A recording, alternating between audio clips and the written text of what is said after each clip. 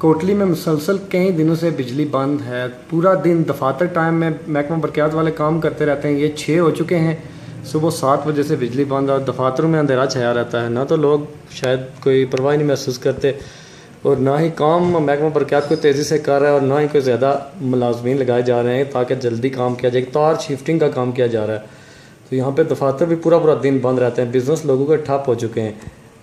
सुबह 7 बजे से बिजली हमारी बंद है। दफातर का हाल में काम पेंडिंग पड़ा हुआ है। रोज़ाना शाम को जाके रात घेर काम करके जाना पड़ता है।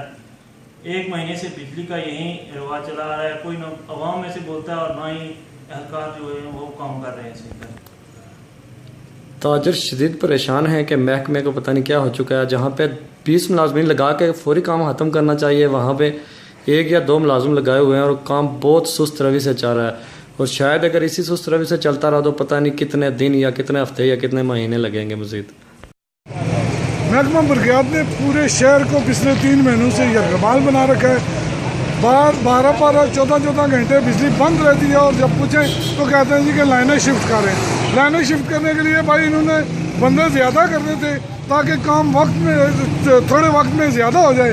इन्होंने ठेकेदारों को नवाजने के लिए 2-3 बंदे रखे हुए हैं। पूरे शहर की बिजली 14-14 घंटे बंद करके लोगों को अजाब में मुब्तला किया हुआ है। जी काफ़ी दिनों से ये जो महकमा बरक़ियात ने कोटली में ये सिलसिला शुरू करता है। कोटली के तमाम कारोबार और ताजिर लोग जो है ना वो बड़े मुतासर हो रहे हैं। शहर में बिजली नाम की कोई चीज़ नहीं है और पूरा दिन बिजली बंद रहती है, जो कि काफ़ी अरसे से सिलसिला जारी है।